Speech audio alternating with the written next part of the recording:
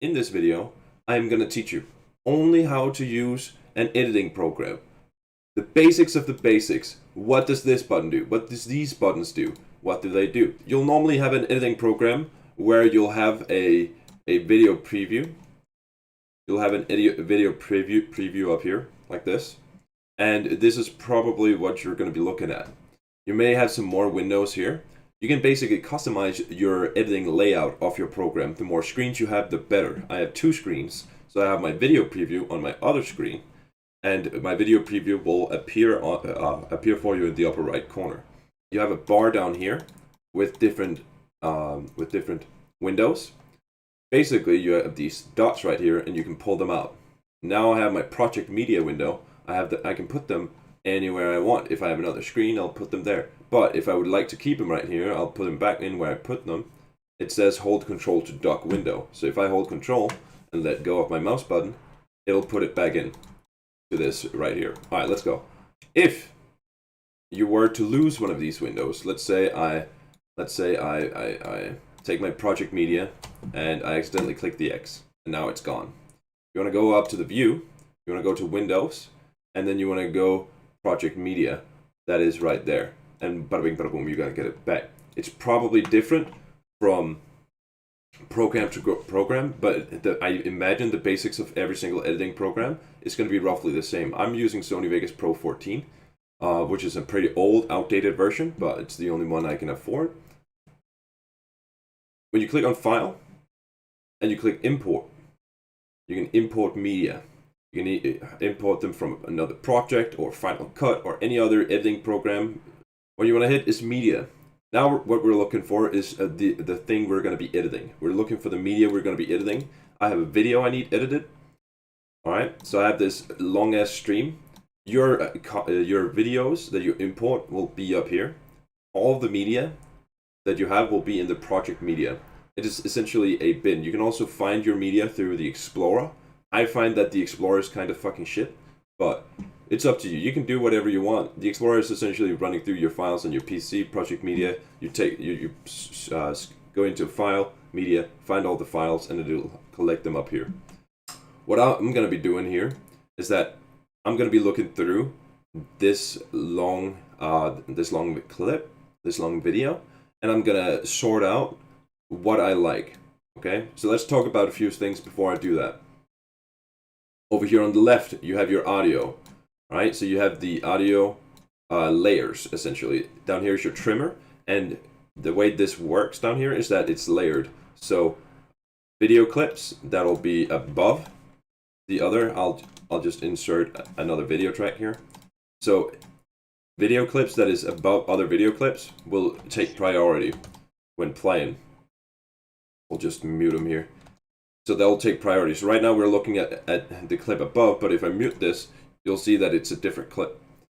So the way you can use this to your advantage is that I can use opacity, so like the see-through on the upper clip, so I can have that running in the background while I have a clip running below it separately. You can use this for different editing techniques and different editing languages you wanna apply in your video. The way I changed the opacity up here in the top, you have this blue bar. You can grab that and you can change the opacity. What do you need to know about your audio? Well, as long as the output meter doesn't go above and beyond, you're pretty good. It'll show up red here. It'll show up red here if you should probably think about the audio and editing it, because it's going to be too loud for the audience. You can also just click over here, double click on the decibel to write whatever you want. You can give your different layers names. So this is main audio, right? And then if I make this bigger, there you go. Now you can see that this layer is called main audio, and that way I can use this to sort my clips, main video. And then up here we can say effects. And this way you can essentially telegraph to the people you're working with how you've set it up, so other people, if they have to come and work on the project, they can get an easy overview over what you're doing. You can change the layers by clicking them and dragging them. You can change, if you want to change the audio on both of these, you can hold down left shift and left click, and now you mark both of them. So you can turn down the audio. I'm using scroll wheel right now.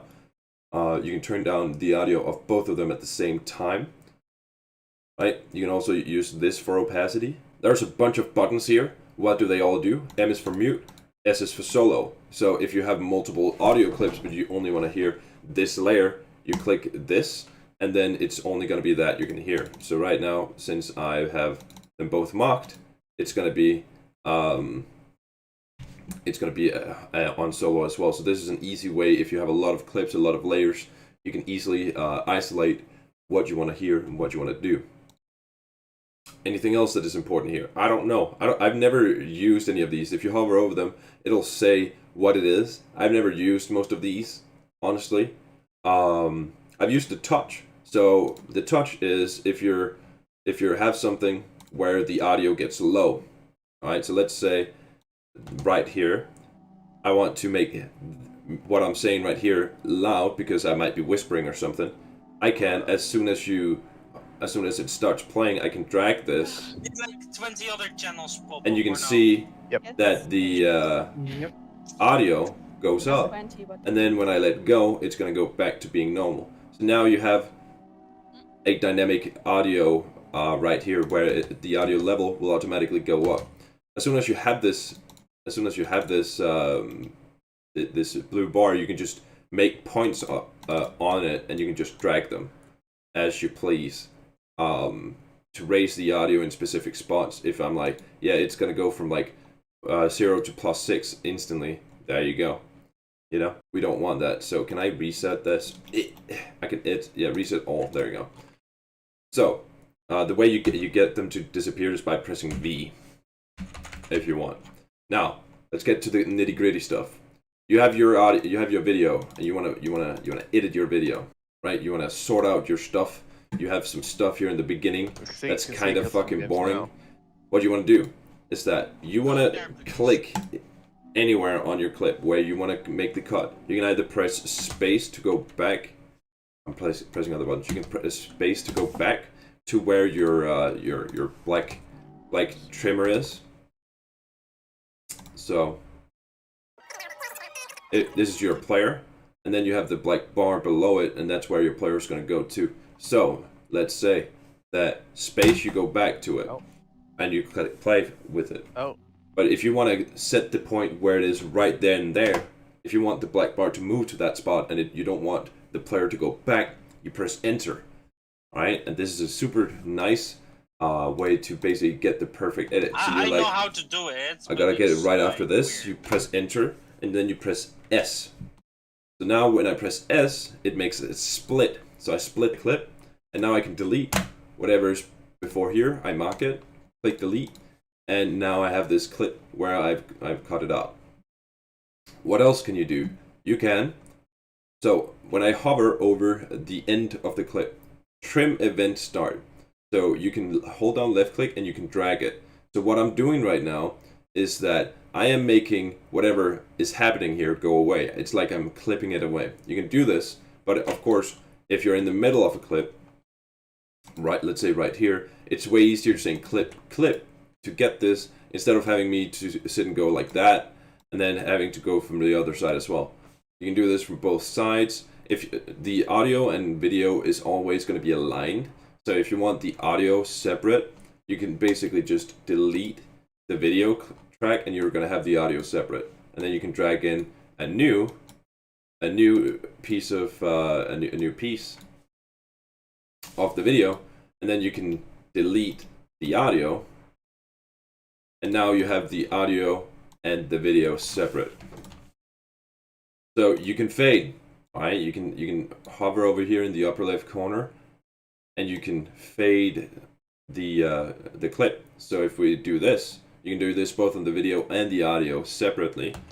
So now it fades in. You have from 0 opacity to 100%, and from 0 decibel to 100%, and it'll fade in like this. Super convenient, super easy, super fucking noise. You can also, if you have two clips, you can do a fade it out on the opposite side. So now you have a clip that fades out to black. If you have something below it, If you have something below it, it'll just fade to that clip, obviously. You can also fade in, fade out, and then fade in another one, and you'll get this sad look. I don't know what I'm talking about, but, you know, and it's kind of nice, whatever, you know? So, you can also crossfade clips. So basically, you take one clip and you cross it over the other, and now you can see that the audio from one clip will go up, while the audio from another will go down. And the same with the video. So now they're perfectly cross-sexed. Hello. And Send you all of them. you have a perfect fade. I'm gonna start and sift through this and cut out all the good parts for the video that I'm gonna make. I'm gonna leave it recording so that I can show some of my workflow, and then we'll get into, once I've sorted everything, we'll get into sound, music, and video effects, transitions, crop and mask, and render and finishes. And that should cover the basics of how to edit videos. I just took an hour to look through that, like 2.5 hour footage, and now I've gotten all my clips here that I wanna use for the video. Now that I've done that, it would be a very good idea to save your file. So what you want to do, you can click these buttons down here if you wanna do that. Save, Control S, save as. I just like going up here in File, Save as, and then you want to find your saves, right? So I'm gonna go find my saves here, and we're gonna call this. Let's just call this League Funny. Yeah. Doesn't matter. So now it's, and then of course you gotta remember, as you edit your shit, Control S is your best friend. As you can see, save. You gotta keep doing that pretty much every time you do an edit. It's a good idea to do it. Just get in the habit of constantly saving, otherwise you're gonna lose progress. Sony Vegas has an automatic saving system, so if you go on and edit, I think it's like every 5 minutes or every 3 minutes, I have no idea, but it does automatically save, so most of your progress will be saved, but it's still annoying if you're sitting there and doing nitty-gritty work and you have to start all over. Normally, I just like, it doesn't have to be a fancy video. In the beginning, on the first cut, when I find out what do I want, I'm doing a rough cut. So the clips are not optimized time-wise. I haven't cut them to the perfect exact moment where I want them to be cut. And there's reasons for that. Here, as you can see, I have some time where nobody's speaking at all, right? I could start out the video like this, where it's just, but like then we cut into his speech in the middle of it, and people watching the video are gonna feel that it's rushed, or they're not gonna feel that, okay, yo, I just clicked this video and it actually starts. Like it starts before they even start watching, essentially. So give it a second before it starts. Generally a good idea.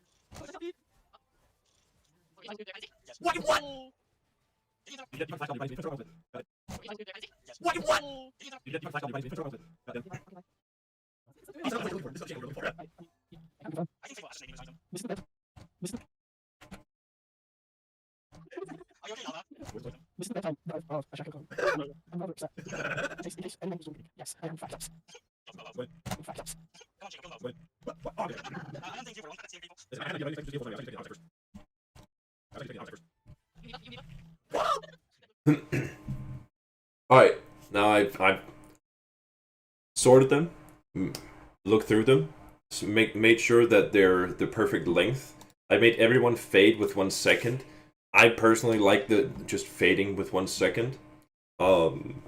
It's what I prefer. You can do all sorts of crazy transitions, but to be honest, transitions is my weakest link, and when you're doing video games, it's kind of hard. There is a thing called in-camera transitions, and go look it up, learn that shit, because it looks amazing. Alright, now that we've edited the video, we have all the raw content, we have the skeleton here, ready to go. Alright, let's go find some music. Music you need to set the mood, obviously. You can use it to enhance the experience, the feelings. You can use it to set the tone of a scene. You can do everything, whatever you want. There's lots of videos explaining how to use the perfect music. What I'm looking for would be something happy, something...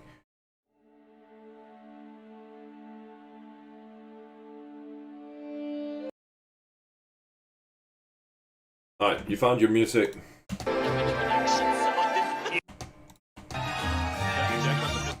It's super loud, obviously. You want to turn this shit down. This turns down every single audio clip on this, because I'm turning down the layer. And it's perfectly looped. There you go.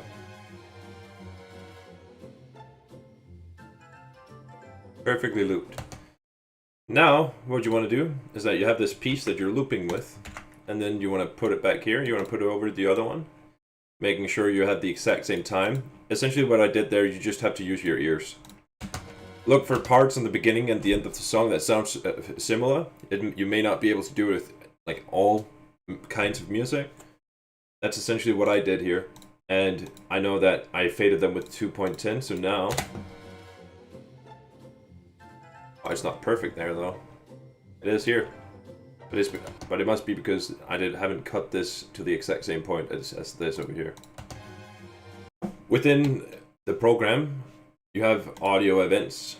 You can have audio editing within Sony Vegas, but if you really want good audio editing, I would suggest going and using Audacity, the program you see right down here. Use that because it has all the right tools that you need. You can pull MP4 files. If you install the right plugin, you can pull MP4 files into Audacity and extract the audio, and then you can have the video clip and the audio separate, and you can reduce background noise on the audio. It's just, overall, it's more work, but the quality gets so much better, and that is exactly what you want to do. Down here, it says transitions. You have a bunch of transitions probably already in here. You can download more if you want. If you bought the editing program, you can buy more plugins, download random plugins other people have made if you believe in those files. I haven't invested a lot of time into it because I haven't had the need.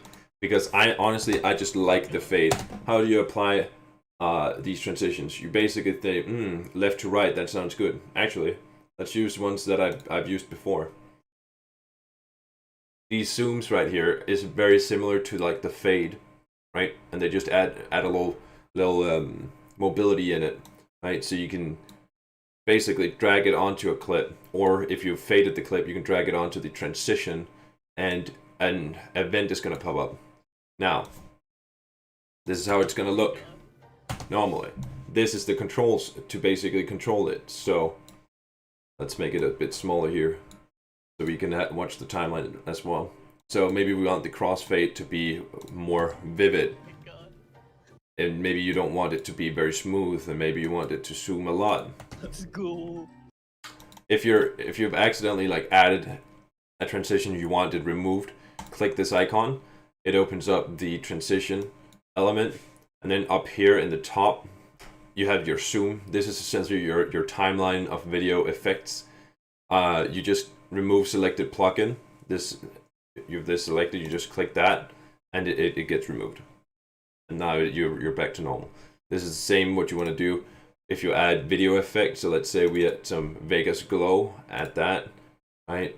So now we have two glows up here. I just move one, there we go. Now you have it up here.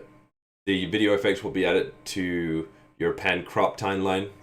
We're going to talk about that later, but yeah, you can essentially like change these dials as well to change the clip if you want, and add different things to that.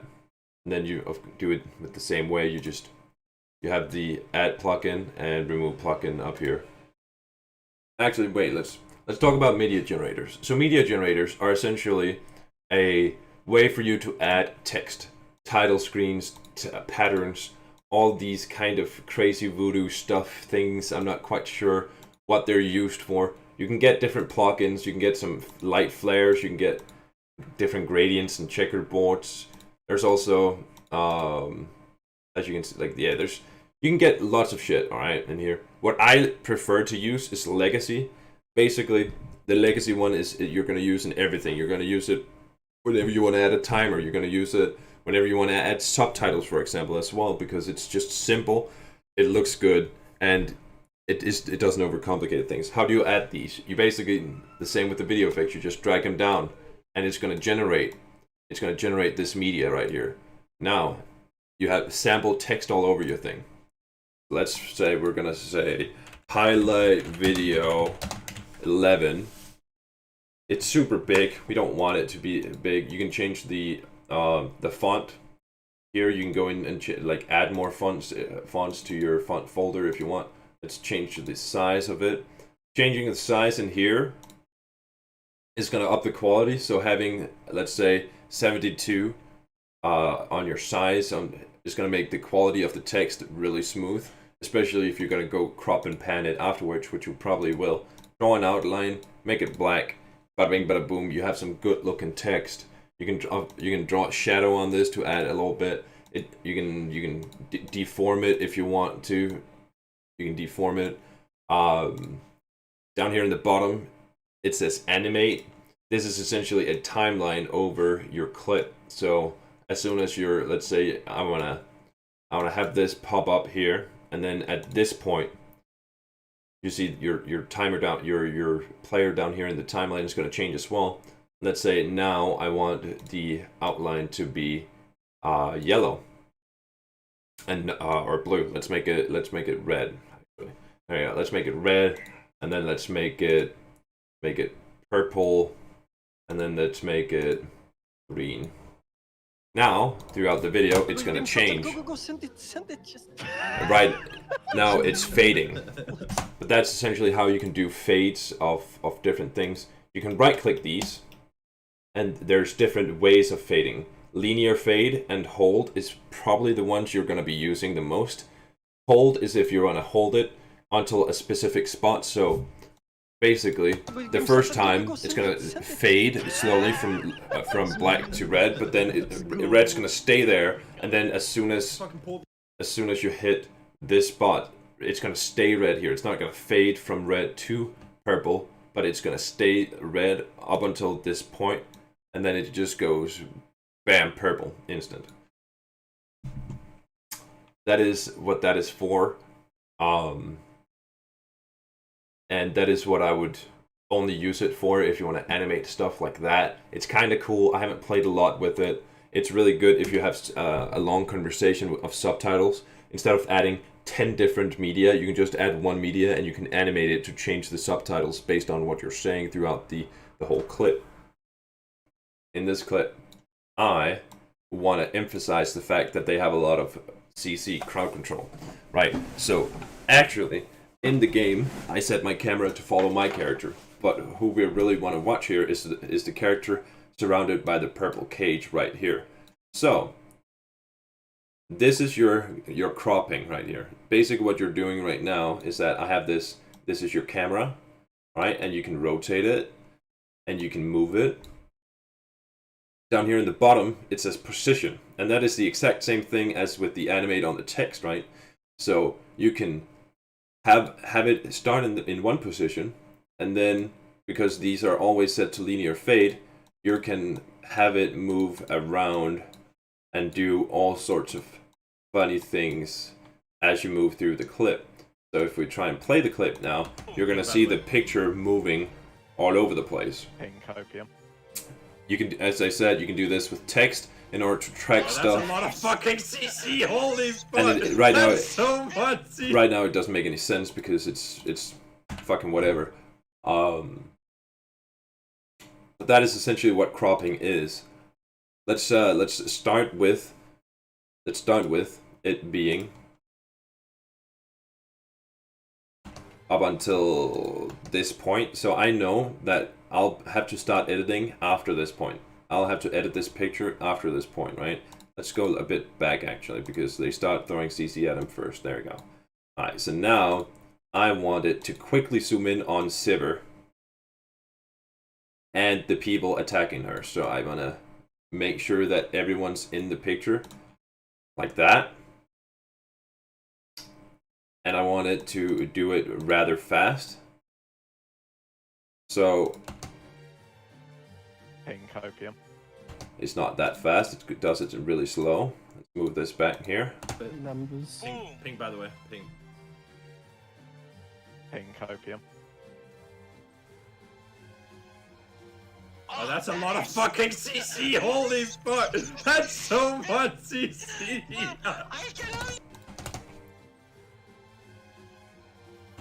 Now, what I would like to happen here is that as soon as it's zoomed in, I want it to actually zoom in like faster than that.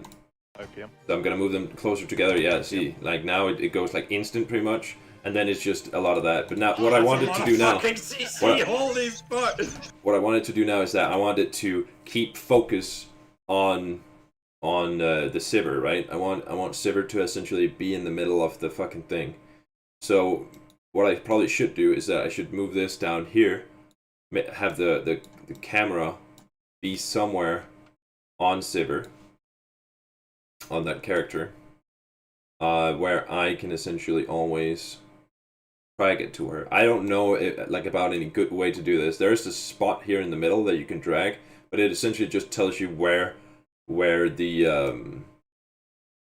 whatchamacallit, where the center of rotation is going to be for the picture. So instead of rotating around the middle, it'll rotate around that right now. All right. So, but I have no intention of rotating it, so I'm gonna use it to essentially track onto this character, right? So I need this spot to always be on top of this character's head, right? So I'm gonna sit there, frame by frame. Zoom in here. Alright, so we're gonna sit here and frame by frame. Whenever the camera goes in one direction, and at the end of that direction is when you want to move it. And then once it goes in another direction, you want to track it that different way. Now the camera goes to the right. How long does it go to the right? Oh, right until there. I want to move this to the right. Now the camera starts going down.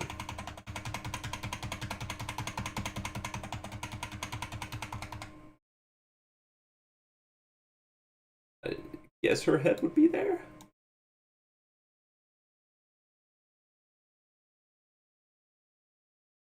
Now I'm going down. Alright, we're gonna move the thing up there. Not too much though. So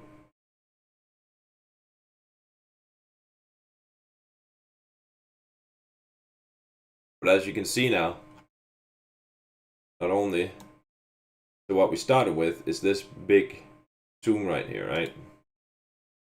So we go like that. As soon as we start getting that black spot right there, out there and on the right, we want to zoom in a little bit. Just a little bit. So we don't get that black bar out there. Sometimes you can't avoid getting the black bar. Now this is where the nitty gritty comes, right? Where does the camera go? The camera goes down, or it goes a little bit to the right. And it goes back to the normal view. So now, instead of having a clip where I'm just talking about this character being crowd controlled a lot, now we have a clip where the video emphasizes that she's getting, CC'd a lot. Oh, that's a lot of fucking CC. Holy fuck. That's so much CC. And she's pretty much always in focus. Doesn't look perfect. Doesn't have to. It gets the points across. Of course, if you're a perfectionist, you're gonna sit here and waste a lot. Not waste. You're gonna use a lot of time on this. You're gonna sit there and use a lot of time on editing that. But that's essentially what pan and crop is when it comes to videos. Let's do it with. Let me show it how with some subtitles. So let's get some kinky subtitle. It's a name of a person. Don't worry about it. Oh, you can't even see it. Ha! Suck at penis. Anyway, it says right out in their preset. So we're gonna say that's a lot of CC. Oh, that's a lot of fucking CC. Holy fuck. That's so much CC. Dude. That's so much CC. I can only block one. Here, I can only block one. Let's get that one. Because at that point, I'm not zoomed in. I can only block one. Is what he says. Now, I can only block one. he stops talking right there. Now, this is a preset. I've already, done all the settings on this. Let's go and go to the crop. Now, on your screen, we have this text, and I want this text to be tracked to this person, to the sibber. Where do I want to put it? Do I want to put it on the right side of her? I could put it on the right side of her. Excuse me. So what I'm gonna be looking for is sit here, essentially frame by frame again.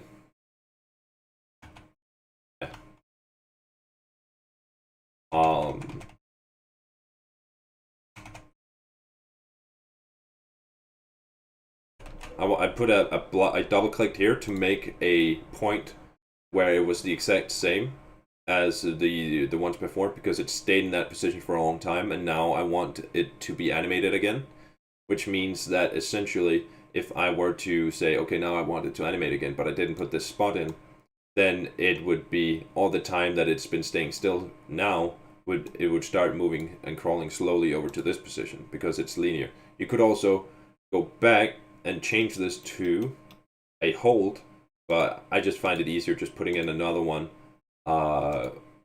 where it's the exact same position.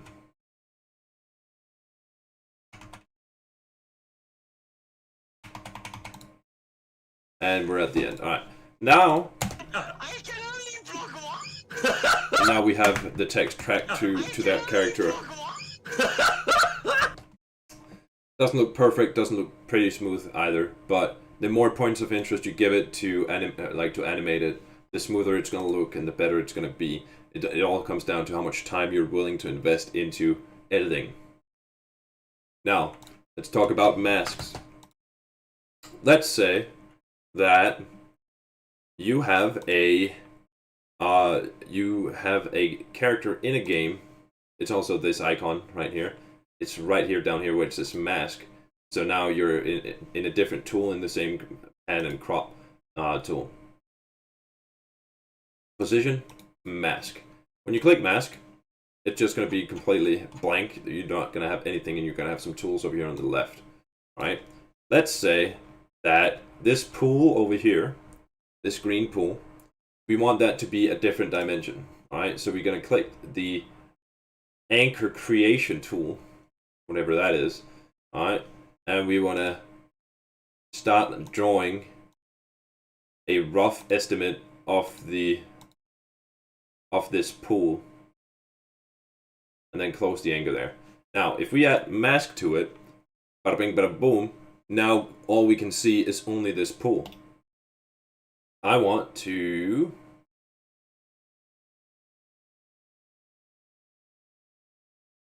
there's a way to reverse select everything, right?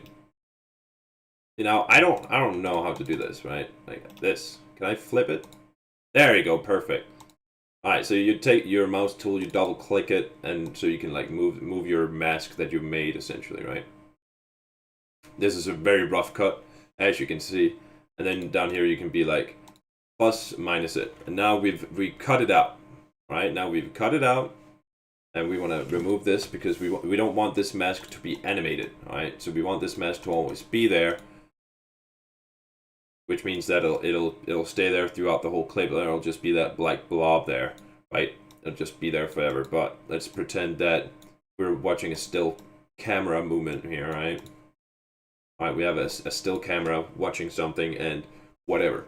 Now, what we can do is that we can put something else in its place, right? So let's say we take a different clip. All right, I'm just gonna copy it here.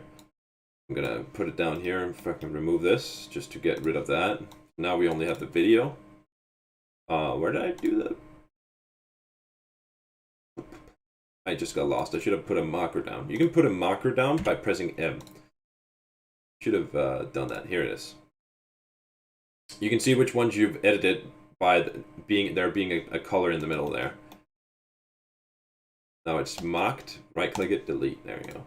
Now essentially, what you can see here is that you have a different clip playing in this. And this clip that I chose, I'm standing still, so there's no movement at all. Let me get where there's movement. We have this cutout where you can essentially put anything else that you want to do into it. Go in. No balls. Alright, so now you have a different clip playing in the background, right? Only in this mask where we've cut it out. What is this good for? This is good for lots of things, I think. What have I used it for? What have I used the mask tool for? I've used it. Alright, so what I've used the mask tool for is putting a still camera down and then putting myself into a scene multiple times. That is what you can do with mask. That is how you do it. Very basic, very easy, very time consuming, and a lot of fiddling that you have to do with it. And you're essentially done with it. What do you want to do? I always mark everything. I mark everything that I want to render. So I'm like, okay, so got from the beginning to the end. Yeah, got everything. Alright, so you mark everything. File, render as. A window is gonna pop up, and a lot of things is gonna be showing. Alright, so it's probably gonna be something like this. When it comes to render options, I want to say render loop region only. Alright, render loop region only, because that way you choose exactly what you want to loop, and it's not gonna end up rendering fucking 10 minutes of black screen at the end or anything like that. So I would always go with render loop region only, and that's why you choose everything. You mark the whole thing. Alright, metadata options. I have no idea what this is good for. Don't need it. Fuck it. What do you want to choose in here? What do you want? Basically, honestly, you got a lot of shit you can choose from depending on what you're working with. I personally prefer having MP4 files, so I'm going with the Sony AVC/MVC MP4 files, and I made some custom templates down here. You can customize template. Not all editing programs will probably allow this, or especially if you're using older ones. Essentially, what do you have to worry about in here? YouTube, no more shit quality. Essentially, what I have in here is that the video format's AVC. You don't want it to be memory stick. Frame size, you want it to be 1920 by 1080 because it's probably what you're going to be rendering in, probably what you're going to be recording at. Unless you have a 4K camera, then you probably need an editing program that can support 4K. Sony Vegas Pro 14 does not support 4K rendering, but I imagine that something like Adobe Premiere, which gets constant updates, can. Sony Vegas has a very different approach to this. Essentially, you buy one version of it. I bought 14 back in the day, and then you have it, and you don't have to pay for it anymore. But you're gonna like lose out on updates, so you're gonna have to invest into the next one, and the next one, and the next one they release, in order to keep up with it. But for somebody low time who doesn't have a lot of money, who just needs a one-time investment, this is all I got. This is pretty good, right? So 1920 by 1080. If you need higher than that, then you're probably gonna not need to watch this video.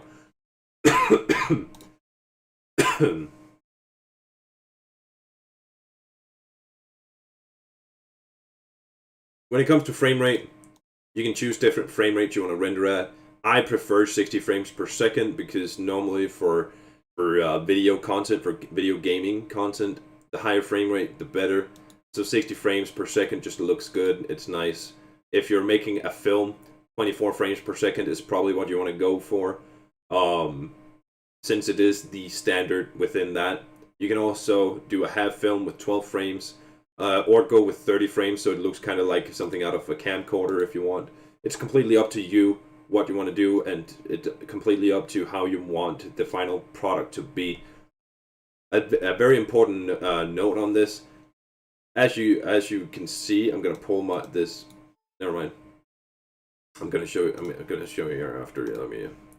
As you can see down here, this display is 1280 by 720, and the project that I'm editing in is 1280 by 720, and the preview is going to be the same, right? So essentially, the project settings has set to 1280 by 720. That essentially just means that the program has registered that the quality of these clips right here, if you right click and click properties and you go into media, you can see that it is a resolution of 1280 by 720 times 12. And then the program goes in and says, okay, fine. That means that pretty much everything else you wanna add in here is gonna be the same resolution. So the text we made is also frame size 1280 by 720. So a thing you gotta remember is that rendering in 1280 by 720 is not gonna make the quality better. It's gonna make the quality still look like shit. But I've experienced that going with a higher render. I have a 1280 by 720 render and the 1920. Because in the beginning, so basically whenever I have the stream highlights, which this is, I use this for rendering. But lately I've been experimenting with it, and I've tried to render 1280 by 720 in high definition, 1920 by 1080, and it actually looks a lot better. It actually looks a lot better if you render in high quality. So I would just render it in so that it upscales it and it looks better. But you're gonna see more like of the textures not being perfect and stuff. But it's fine. It still looks better than the 1280 where it looks kind of, I don't know, like what is it called? Muddy, kind of like if you're in a puddle and there's a lot of dirt in it. It's essentially what I think it looks like. Is there anything else important to in this custom settings? I don't know. Audio, maybe you wanna maybe go up with the bit rate, the sample rate. So I don't know. I have no idea. See, and this is all what I'm saying. Like you pretty much have to. This is basically the absolute basics of how do you use this program and what do you do. You go up here, browse, you choose where you want to save it, and then the name of it, of course. And then you click render, and then it'll render the whole thing that you've looped. And it's going to take some time. And you can open folder. It's going to take some time. Once it's done, you can look through it. I highly suggest once you've rendered it, look through it again. Look through the video. See if there's any flaws in it. Maybe you had a memory leak or some shit, so the render came out fucking shit at some points. Maybe some of your transitions didn't work properly and they're choppy. It does happen. So do look through your video after you render it and make sure that all your edits are as you want them to be. And yeah, that's essentially it. That is how you basically use an editing program. If you have any questions, you're welcome to post them in the comment section. I'm not sure if I can answer any of them. Just note that if there's a specific edit technique that you want to learn, there's a lot of videos out there teaching different techniques. Okay, team. We wait here, they push till here, over here, and then we ooga booga. If you have to sit and watch through a long video clip like this, in the lower left corner you have rate, and you have this orange arrow. Basically what this do, alright, I'll show you, because some of you might need this. I have this rate on 1, alright, so that's normal speed, normal rate. The orange arrow chooses what the normal rate is, so whenever you play the clip, that's when it that's the rate of it'll be played. So this is 1 times speed, 2 times speed, and 3 times and 4 times, right? And you can also set the speed down.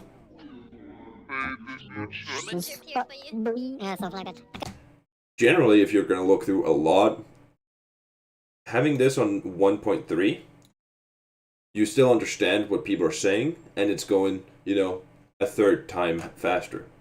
I like to have it on 1.5 because generally, when something funny happens, a lot of people laugh, you know. So that's pretty much what I'm looking for. Yeah, something like that. I can set this up as well. We got an AP playing voice. Like to try hard. Do you want to know that pass I just watched? What the We got an AP playing voice. Let's go.